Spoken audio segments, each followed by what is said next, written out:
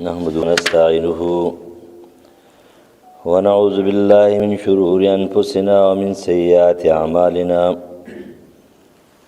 أما بعد فأعوذ بالله من الشيطان الرجيم بسم الله الرحمن الرحيم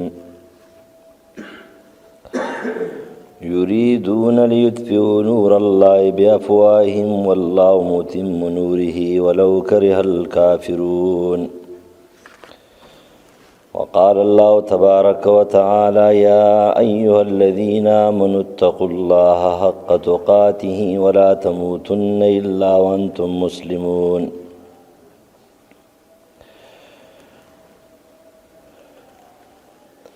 وعن أبي هريرة رضي الله تعالى عنه قال قال رسول الله صلى الله عليه وسلم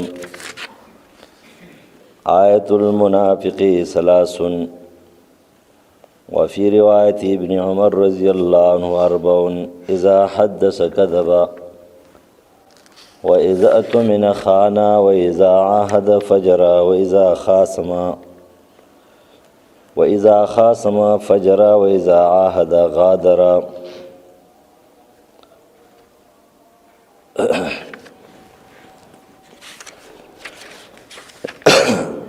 غواړي چې نور د الله مړ کې په خلو خپلو باندې الله پوره کوي نور خپل لره اگر که بد ګڼي دی لره کافران. سورة صف آیت نمبر 8. اے ایماندارو د الله نه ویریږئ په حقیقت د الله سره مه مړه کیږئ تاسو مګر په داسې حال کې تاسو مسلمانان یې. سورة آل عمران آیت نمبر 104. نبی علیہ السلام فرمایي د منافق 4 علامات دي. دا علامات دي چې دا هر عام و خاص پیژندلی شي. نور خو د نفاق ډېر علامات دي نښې دي اجمالي غوندې اوس ذکر وو، خو کوم علامات چې هغه هم عام و خاص پیژني نو د هغې دپاره نبي علیه السلام 4 نښې داسې وښودلې چې دا د منافق په منافقت باندې دلالت کوي. اذا حدث کذب خبرې کوي دروغ وایي، لیکل کوي دروغ وایي، بیان کوي دروغ وایي. بعضې خبرې نه د عام عرف د ماحول خبرې نه، کتابونو کې دروغ لیکي، حواله دروغ ورکوي، بیان کې دروغ وایي، تقریر کې دروغ وایي، منګړت قصې نقل کوي، هغه خبرې کوي چې په شریعت کې موجود هم نه وي. موسی علیه السلام باندې قصابي اوچتوي، په عیسی علیه السلام باندې درزي اوچتوي، په هارون علیه السلام باندې چې کوم دی نو ترکاڼ اوچتوي. دا قصې دروغ دا منګړتې جوړې کړي، دا ټول منافقت دی. دې ته څوک منافقت نه وایي.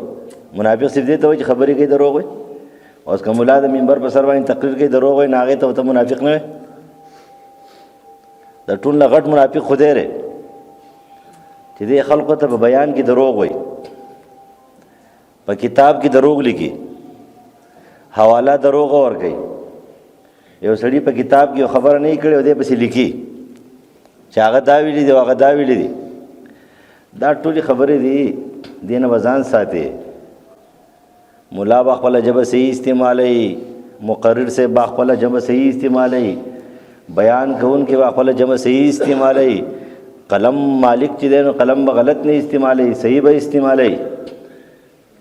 اورېدونکو ته څه فایده میلاو شي او کتونکو ته څه فایده میلاو شي. دا یو نښه شو. په دې عام و خاص پوهېږي. دویم نمبر دا چې امانت ورسره کېدی خیانت کوي. نو الله دې خیر کړي نن سبا خو بیا پکې ډېر کم به میلاوېږي، ځکه چې اکثر خلک خاینان دي. دریم نمبر چې وعده کوي نو وعده ماتوي، غدره. او 4م نمبر چې د چا سره جګړې کنځلې کوي او دعوی په باطله کوي. اذا خاصم فجر چې کله دعوه کوي نو دعوی په دروغ وي. دا 4 نښې داسې دي چې په دې باندې هر عام و خاص پوهېږي. نور علامه ابن قیم رحم الله دا کتاب لیکلی صفات المنافقین. دا د علامه ابن قیم الجوزی رحم الله کتاب دی او په دې کې د منافقانو صفات را جمع کړي دي. منافق د نفقې نه دی. نفق څه ته وایي؟ نفق عربی زبان کې د خادمۍ سوري ته وایي. خادمۍ خو پیژنئ مداریانو څه چې ورسره د خادمۍ سوری داسې چې هغه لاندې سم ډډې او بره چې دی نو هغه معمولي غوندې سوری هغې ته د خپل سر داسې لګولی سړی په لار روان هغه چې دا خو څه برابر لاره ده خو چې خپه کېدي چې د کندې ته وغورځېږي نو دته خو لاره ښکاري لیکن هغه کندې وي. ډېر خلکو ته د الله لارې ښیي خو هغه کندې ښیي. پوهېږئ که نه؟ خلکو ته وایي لاره. د صلاح الدین ایوبي په زمانه کې یو جاسوس نیولی و چا یو مولا نه هغه ورته ویلی چې بس قرآن په لاس کې ونیسه او کتاب په لاس کې د حدیث ونیسه او خلکو ته چې څه وایي هغه وایه. نیولی به دې مخې ته د حدیثو کتاب یې نیولی به دې مخې ته د قرآن یې او وی به دروغ. نو یو قرآن بیانول یو خپل تذکیرې او خپل دروغ بیانول دي. یو د قرآن او د حدیث نه قرآن او حدیث بیانول دي. یو د قرآن او د حدیث نه خپل خواهش بیانول دي. دواړو منځ کې فرق دی. مونږ د خپل کتاب الله نه چې کوم دی نو قرآن نه بیانوو، مونږ د هغې نه خپل خواهش بیانوو. په ځای باندې الف لام میم ذلک الکتاب لا ریب فیه په ځای باندې پرېږده او اخوا او دې خوا ګډې وډې وایه. نو ډېر خلک داسې دي چې هغه د خلکو په ذهن کې داري چې خلکو ته لارې ښیي خو لارې نه ښیي، کندې ورته ښیي، کندو ته اچوي. د فتنو دور دی، اورې به صحیح، بیانې به صحیح، کې به صحیح، د هرې خبرې تپوس پکې. علم آسان شوی نه دی، علم انتهایی ګران دی، ګران دی، ګران دی، وسم ګران دی، مخکې هم ګران خو بیانول یې د هغې نه زیات ګران دي. ما مخکې تاسو ته ویلي د یو حدیث دپاره د یو حدیث د علم د بیانولو دپاره به ستا سره 1500 حدیث در سره وي، هله به بیانې. ځکه خو حضرت علی رضی الله عنه یو جومات ته راښکاره شو، امام قرطبي نقل کوي، په منبر باندې یو سړی ناست و تقریر یې کو. حضرت علی رضی الله عنه ته فرمایي ته د قرآن په ناسخ او منسوخ پوهېږې؟ ویل نه. وایي کوشه چا ورته وایي چې دې خلکو ته تقریر کوي، بیان کوي، دې خلکو ته وایي زه د پلانکي زوی یم او پلانکی مې نوم دی ما وپېژنئ. دا د پېژندګلو دپاره چې خپله ریاکاري خلکو ته ښکاره کړي. دی د قرآن د ناسخ منسوخ نه خبر نه دی او دې خلکو ته چې کوم دی په منبر باندې تقریرونه کوي. اصل خبر هم دا ده دین بیانول ډېر ګران کار دی. د دین اعلان آسان دی، لکه مونځ کوئ دا د دین اعلان دی، جومات ته لاړ شئ دا د دین اعلان دی، قرآن زده کوئ دا د دین اعلان دی، بیان نه دی، دا اعلان دی. لکه څرنګه چې مؤذن چې دی نو بانګ وایي الصلاة حی علی الصلاة حی علی الفلاح وایي، خو په خپله امامتي نشي کولی، خو خلکو ته دعوت ورکوي دلته راشي. نو یو خلکو ته اعلان د دین کول دی، یو بیان د دین کول دی، دواړو منځ کې فرق دی. اعلان د هر چا کار دی، بیان د هر چا کار نه دی. اعلان هر څوک کولی شي، هغې ته د علم ضرورت هم نشته، صرف دومره پېژنې چې مونځ یو د مانځه خبرې خلکو ته بیا کول دي. نو د مانځه خبرې به کوې نو د منافق نښه دا ده اذا عهد غدر و اذا خاصم فجر. بیا منافقت دو قسمه ده.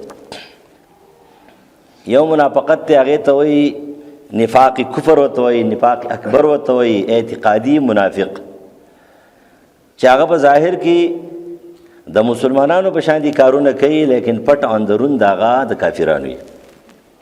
هغې ته منافق وایي، غټ منافق، منافق اکبر ورته وایي، اعتقادي منافق ورته وایي. نو دی خو بالاتفاق کافر دی. یو منافق دی نفاق اصغر، منافق عملی عقیده کې چې دی نه دی برابر دی، الله مني رسول مني، لیکن اعمال چې دی نه د کافرانو په شان دي کوي. دې ته ویل کېږي نفاق عملی.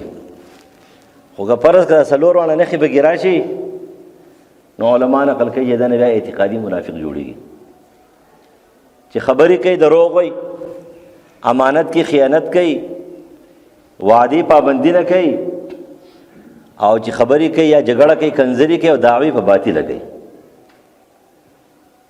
وایي دعوه باري ونه ده بس څه به بیا موندې شي. که دا څلور واړه صفات پکې راشي نو بیا نبي علیه السلام د دغې سړي په باره کې دا ویلي دي چې دا منافق خالص ته اگر کدی ځان ته مؤمن وي وان زعم انه مؤمن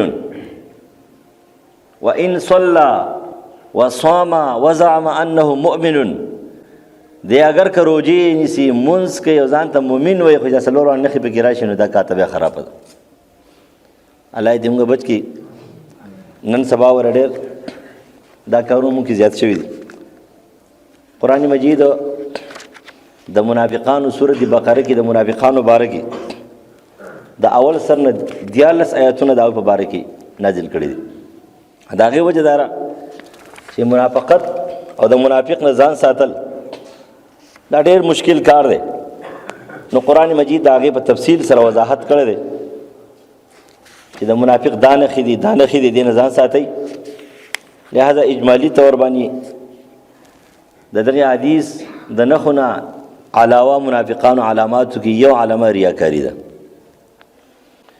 قرآن کی سورۃ النساء آیت نمبر 142 کې الله فرمایي وَإِذَا قَامُوا إِلَى الصَّلَاةِ قَامُوا كُسَالَى يُرَاءُونَ النَّاسَ وَلَا يَذْكُرُونَ اللَّهَ إِلَّا قَلِيلًا مانځه سره شوق ذوق نشتی او که پرز که پاسی نو دې سست په مانځه کې او که سکي نو خلقو ته چې کوم دی نو هغه د خودنې د پاره کوي او ریاکاری شرک اصغر دی ریاکاری دی ته چې د شي عقیده ستا په ځل کې نشته ره خو ستا دنیوي خواهش دنیوي او مسله ده یو دنیوي غرض دی یو مقصد دی د هغې دپاره کې نور په ځل کې ستا دې خبرې عقیده نشته د مونځ عقیده چې کله وي نو بیا مونځ سړی د ډېرو کارونو نه منې کوي ان الصلاة تنهى عن الفحشاء والمنکر اگر که عبدالله ابن عمر رضی الله عنه د صلات ترجمه په قرآن سره کوي ان الصلاة ان القرآن قرآن مجید سره د فحشا او منکر نه منې کوي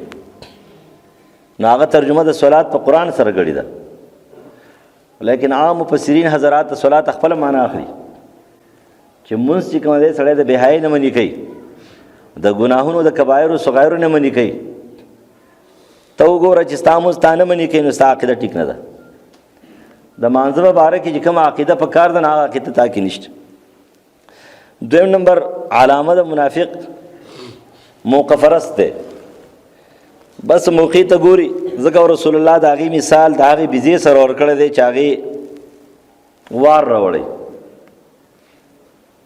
چې د دو کنډکونو په منځ کې کله یو کنډک تاوړي او کله بل کنډک تاوړي خپل غرض پوره کوي نو قرآن مجید د هغې منافق مذبذبین بین ذلک لا اله هؤلاء ولا اله هؤلاء ومن يضلل الله فلن تجد له سبیلا سورۃ النساء آیت نمبر 143 مذبذبی خپل خواهش د خپل غرض د پوره کولو لپاره کله یو جانب تاوړي کله بل جانب تاوړي چې کوم ځای کې ته ګټه ملاویږي هغه ځای ته ځي قطع نظر د دې نه چې په دې کې زما د عقیدې نقصان دی په دې کې زما د عمل نقصان دی په دې کې زما د جنت او د قبر نقصان دی دغه ته نه ګوري خو کله چې کوم ځای کې ته دنیوي اغراض او دنیوي فایده ملاویږي دی هغې طرف ته منډه وي دریم نمبر همیشه د پاره د ماحول او د معاشرې او د مسلمانانو د پاره د ضرر سوچونه کوي همیشه په دغه سوچ کې ناسي الذين يتربصون بكم فإن كان لكم فتح من الله قالوا ألم نكن معكم که مسلمان سره زیاته کېږي نو دی په انتظار ناست دی چې مړه پرېږدوی که مسلمان والی شو نو زه به په یو طرف باندې پاتې شم زه به کافرانو ته چې زه خو ستاسو ملګری یم او که فرض که مسلمان وګټله او کامیاب شو نو زه به ورته یم چې زه خو ستاسو ملګری یم نو دا صفتې پکې دا پکې ناسي څلورم نمبر چرب زباني دروغګویي ډېره ښه کوي خلک وایي که نه چې رښتیا راځي دروغ کلي وران کړي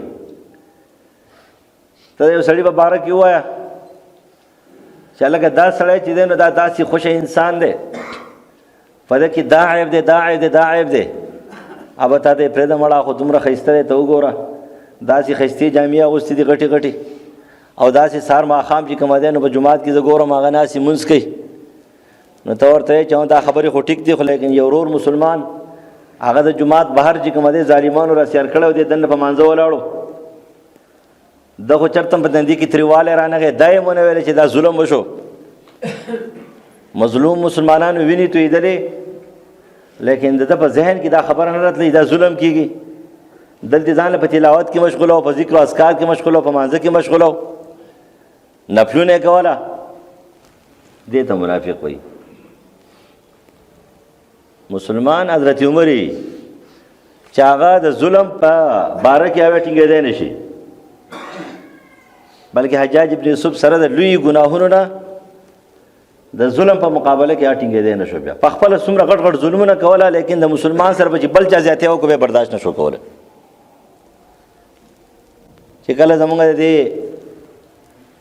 بری صغیر سیکانو چې کومه دی په مسلمانانو پسې یو ډله باندې حمله وکړه او هغه ته کله خط ورسېدو د هغې جینۍ د طرفه چې ته را مسلمانانو مشر یې، ته بادشاه یې او ستا یو لور چې کومه دی نابېزته کېږي، ته تپوس نشې کولی.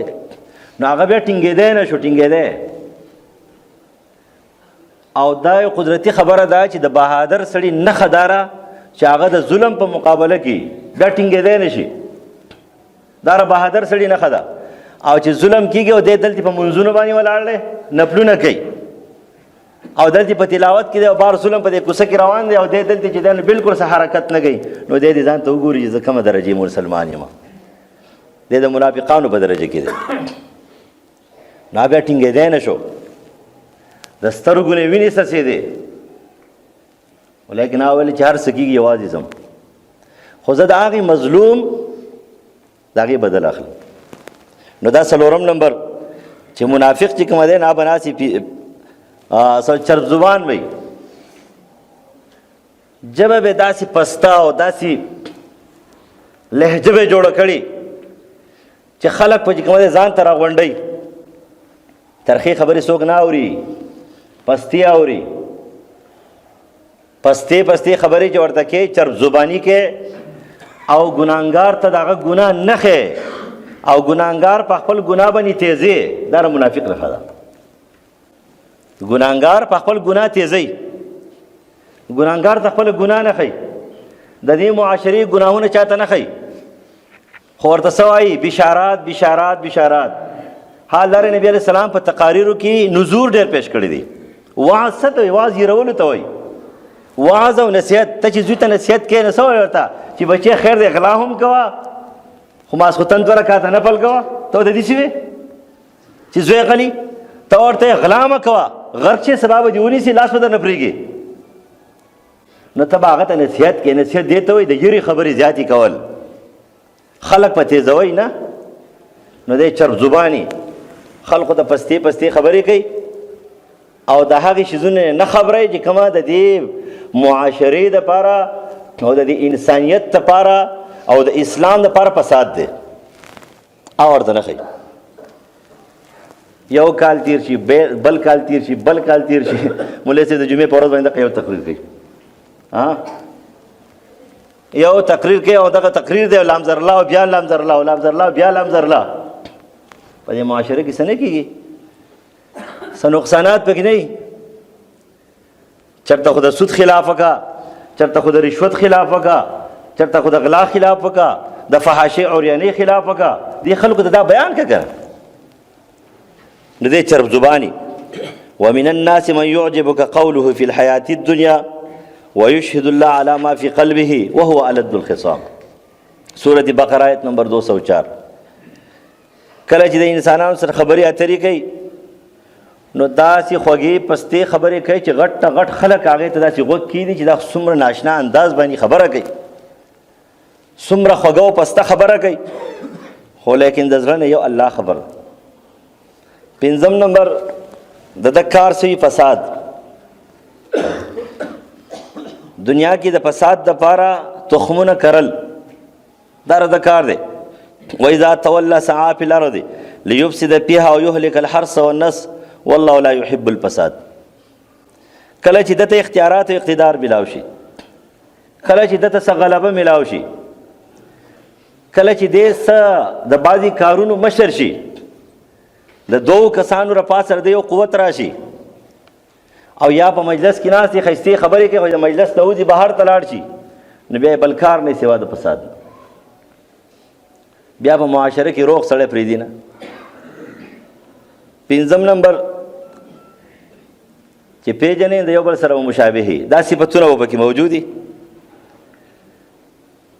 چې المنافقون والمنافقات بعض من بعض یأمرون بالمنکر وینهون عن المعروف.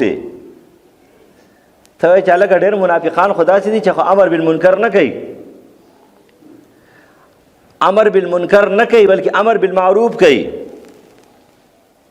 نو ته به وایې چې دا امر بالمعروف چې کوي خو ورته پته ده چې دلته امر بالمنکر پکار دی او نه یې کوي، د منکر خلاف نه کوي، نهي عن المنکر چې ورته وایي، او دې امر بالمعروف کوي خو ورته پته ده چې دې معاشره کې دا فساد دی دا نه بیانوي. نو دا منافقان دي یو بل سره مشابه شو. په دې انداز باندې دې خلکو ته داسې خبرې کوي چې کومه هغه د منکر خبره ده او ته نه ښکاره کوي. نو دا منافق صفت. اووم نمبر حق ته غوږ نه ږدي. د دعوت حق په باره کې دی همیشه اعراض کوي. دعوت حق کتاب سره وَإِذَا قِيلَ لَهُمْ تَعَالَوْا إِلَىٰ مَا أَنزَلَ اللَّهُ، کله چې ورته وویلی شي چې قرآن ته راشئ، وإلى الرسول سنت ته راشئ، رأيت المنافقين يصدون عنك صدودا. سورة النساء آیت نمبر 61. چې ته ورته چې ما انزل الله ما انزل الله په مخ د ځمکې ټول مظلوم کتاب قرآن مجید دی. مظلوم په دې چې ولستلی کېږي ډېر بغیر د معنا نه، تلاوتونه خلک ډېر زیات کوي. واحد کتاب په مخ د ځمکې باندې دی چې د دې تلاوت بغیر د مضمون نه ډېر کېږي. تورات یهودیان نه وایي، د یهودیانو خاص خلک یې وایي. انجیل عیسایان نه تلاوت کوي، د عیسایانو خاص خلک یې تلاوت کوي ځکه چې هغه په انجیل نه پوهېږي. لیکن قرآن مجید واحد کتاب دی چې ټول خلک یې تلاوت کوي لیکن پوهېږي پې نه. نو یو طرف د صفت هم دی خو مظلوم کتاب دی، ته په مضمون ځان ولې نه پوهېږې. یو زمانه به بیا داسې راشي چې بیا به قرآن مجید تلاوت هم پاتې شي څنګه رسول الله فرمایل. زیاد ابن سهل رضی الله عنه ته جو فرمایل د قرآن د دې تلاوت سره په دې مضمون ځان پوهه کړه. نو چې کله ورته چې قرآن ته راشئ، دعوت حق ته راشئ، نو دوی یصدون عنک صدودا، مخ اړئ. د ماسخوتنې به چېرته 10 منټه 20 منټه ترجمه کېږي په جومات کې، هغه یو مولوی صاحب چې چېرته کوي فرض کا، نور خوا مولیان هم ترجمې پرېښودې نه کوي. د جومات امام او ترجمه نه کوي. نو که فرض که چېرته یو 10 منټه 15 منټه ترجمه کوي، نو چې سلام وګرځي نو 15 کسان به پاتې شي، نو باقي ټول روان شي. هلکه څه کوئ، چېرته ځئ، قرآن نه اعراض کوئ، قرآن نه مخ اړوئ. دا خو منافقانه صفت دی، دا خو منافقانو داسې چل کوو. اتم نمبر کفر ته ترجیح ورکوي. همیشه د پاره کفر ته ترجیح ورکوي. د یهودیانو د عیسایانو خبرو ته غټې خبرې وایي. د قرآن او د حدیث په مقابله کې چې دی نو د پالتو خلکو مثالونه ورکوي. دا خو منافقانه صفت دی. نهم نمبر همیشه په شکوک و شبهاتو کې دي. اولئک الذین یعلم الله ما فی قلوبهم فاعرض عنهم وعظهم وقل لهم فی انفسهم قولا بلیغا. په دې کې شک دی چې دا قرآن دا کوم مولوی صاحب بیانوي دا به ټیک وي که بری. په دې کې شکوک او شبهات پیدا کوي.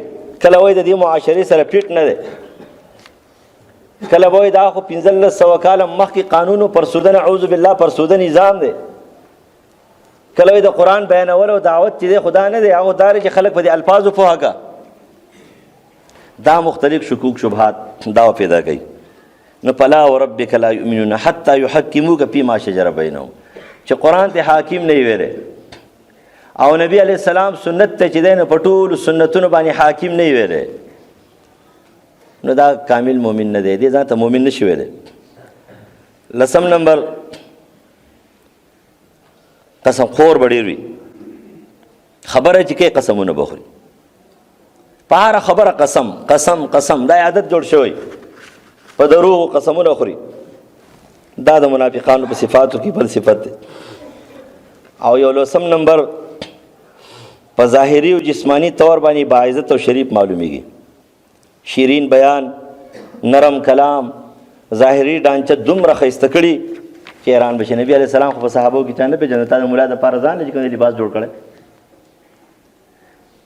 نبی علیه السلام په محفل کې ناست و، یو غریب به راغی، یو ناشنا انسان به راغی، تپوس پې کو چې محمد صلی الله علیه وسلم کم یو دی؟ نو هغوی به ورته بیا ویل چې دا دی. نو سعد بن ابي وقاص رضی الله عنه فرمایي یا رسول الله که ستاسو خوښه وي نو په دې محفل کې تعالی داسې یو جدا ممتاز ځای جوړو چې تاسو په هغې باندې ناست یئ چې د بهر نه سړی راځي چې هغه ته دا پته لګي چې دا اوچت چې ناست دی نو دا نبي علیه السلام ښکاري. خو تر دغې وخته پورې د صحابو سره رسول الله ناست دی، خو څه ممتاز حیثیت یې نشته دی. په دې حیثیت سره چې هغه له یو نښه جوړه کړې ده چې دا نښه ورسره دا پیغمبري و د صحابو په شان دي جامې دي او لنګ دی او صادر دی.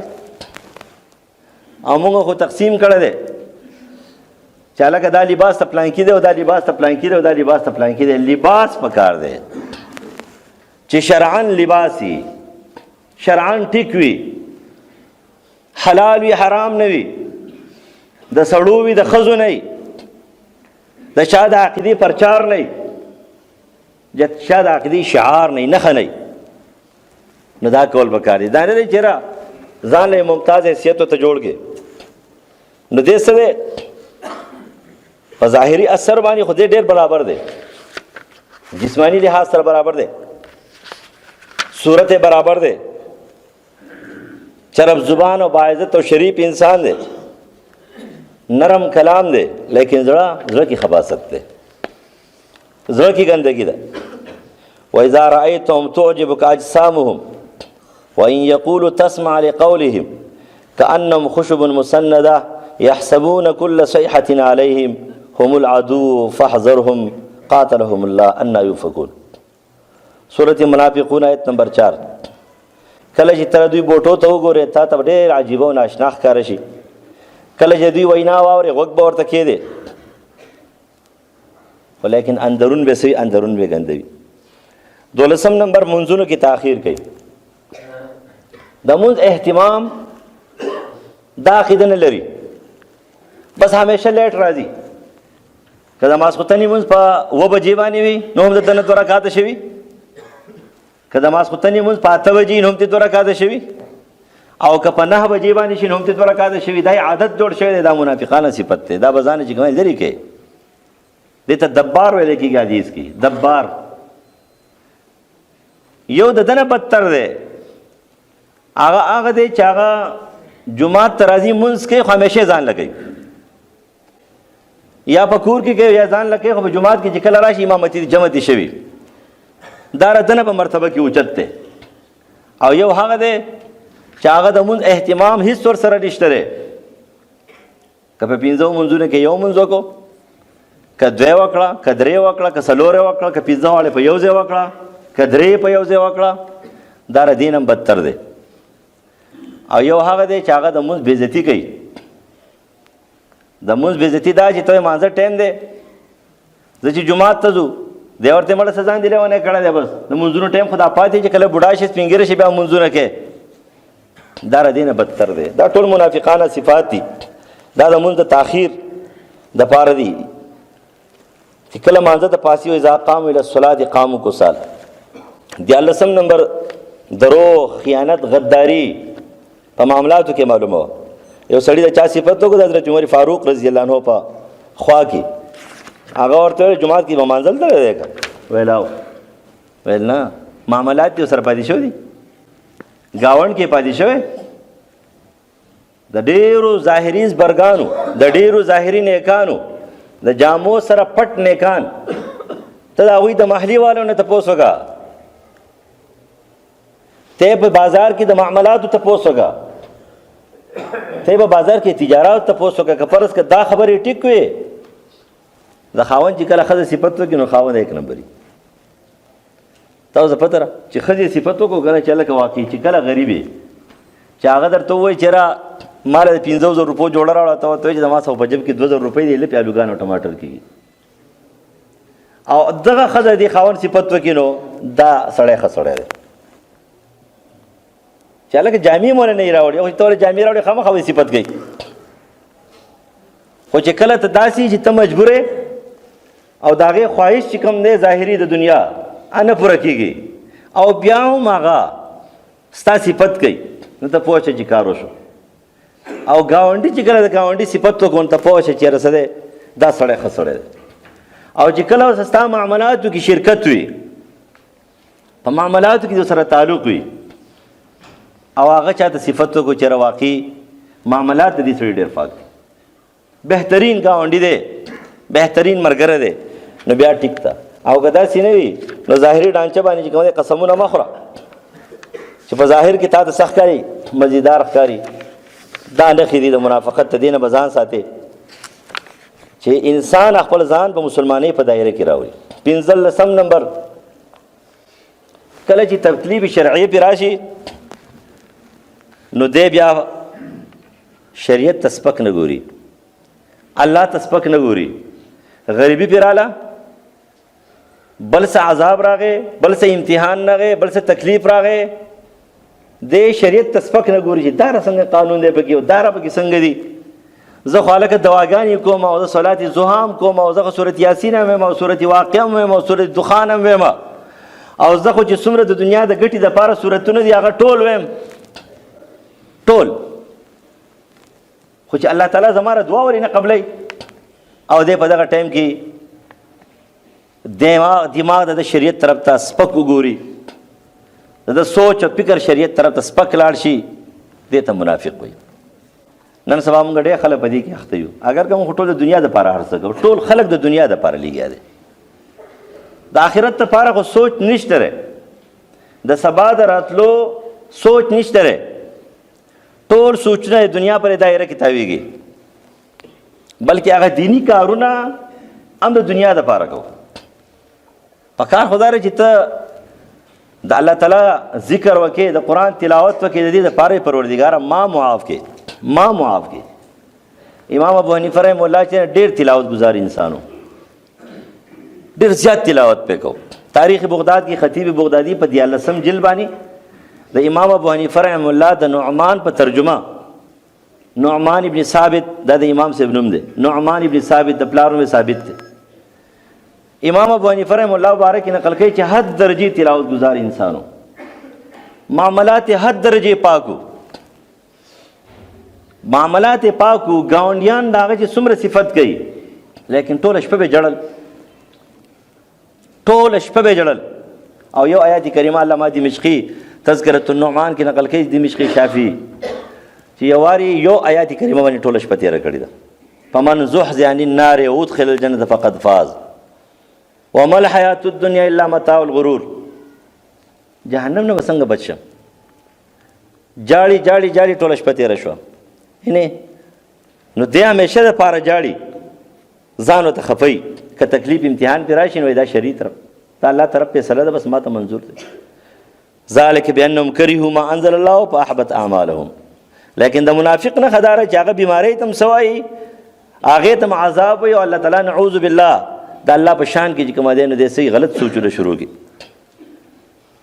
نو دا د منافق نه خبره ده مؤمن نه خداره چې بیماری پې راشي علامه اشرف علي تانوي صاحب نقل کوي یو بزرګ ته چا وویل چې هلکه نوکر ورته ویل یو قیمتي هیره و هغې وله راوړو هغه زما نه سمندر کې وغورځېده الحمدلله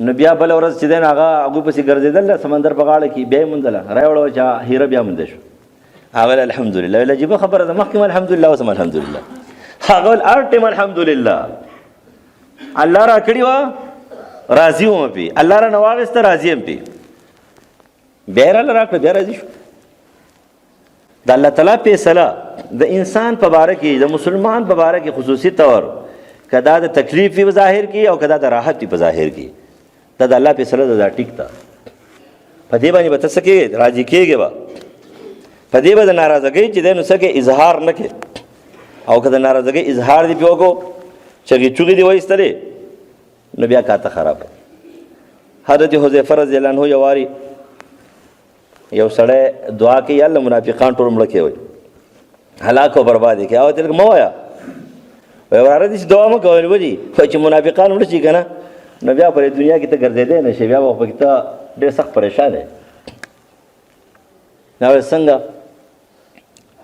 نو دا څومره سلف صالحین هغه قرن اول کې خبره کوي نو اکثر خلک منافقان دي که اعتقادي نه دي خو عملی منافقان دي او چې دا ختم شي نو بیا به چې یکا دکا په کلي کې یو کس پاتې شي بیا به کې ژوند څنګه تېری او امام قرطبي رحمه الله نقل کوي حسن بصري نه چاته پوښتنه کو نو هغه ورته یاره که د منافقانو لکۍ کېدی نه ښه خبره ده لکۍ نه کېږي ویل ولې که لکۍ کېدی په دنیا کې به ګرځېدل ناممکن وي بیا به خلک ګرځېدی څنګه نو ویل داسې مه وایه اصل خبر هم داره چې دا صفتونه ډېر خطرناک صفتونه دي پروردګار او نبی علیه السلام چې د منافقانو کوم علامات بیان کړي دي او دا نښې د منافق ګرځولې دی د دې دپاره ګرځولې دی چې معاشره د دې صفتونو نه ورانه ده پریشانی د دې صفتونو په وجه راځي دا علامات چې موجود دي او دا قسم خلق موجود دي معاشره به ورانه په معاشره کې به فساد وي په معاشره کې به څه وي بګاړ وي الله تعالی دې موږ د منافقت نه بچ کړي الله دې موږ د منافقانو د صفاتو نه بچ کړي الله دې په موږ کې علامات الایمان پیدا کړي